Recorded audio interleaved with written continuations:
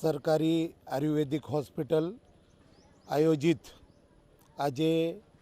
આયુષ મેળાનું આયોજન એક નાનકડા ગામ સુંદરપુરાની અંદર આજે કરવામાં આવ્યું, જેનાથી આ નાનકડા ગામને જે આયુર્વેદિક ઔષધિઓ છે એનું જ્ઞાન અહીંયા વિવિધ એના તજજ્ઞો ડૉક્ટરો દ્વારા આપવામાં આવ્યું। આ દેશની અંદર આદરણીય પ્રધાનમંત્રી શ્રી નરેન્દ્રભાઈ મોદી સાહેબના જે એમનો ડ્રીમ પ્રયાસ છે કે દરેક વ્યક્તિ નિરોગીમય બને અને એના માટે આયુર્વેદિક ચિકિત્સા પદ્ધતિથી આ લોકો અપનાવતા થાય, જેનાથી કોઈ પણ વ્યક્તિને કોઈ એની આડકતરી બીજી કોઈ પણ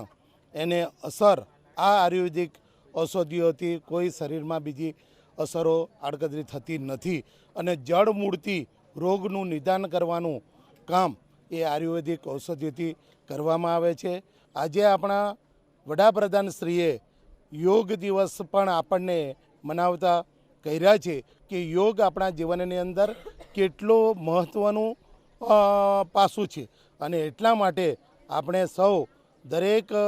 વ્યક્તિ એ તંદુરસ્ત બની રહે એના માટેના જે પ્રયાસ આપણા આદરણીય વડાપ્રધાન શ્રી નરેન્દ્રભાઈ મોદી જે કરી રહ્યા છે એમના આપણે સૌ જેટલો પણ આભાર માનીએ એ ઓછો છે।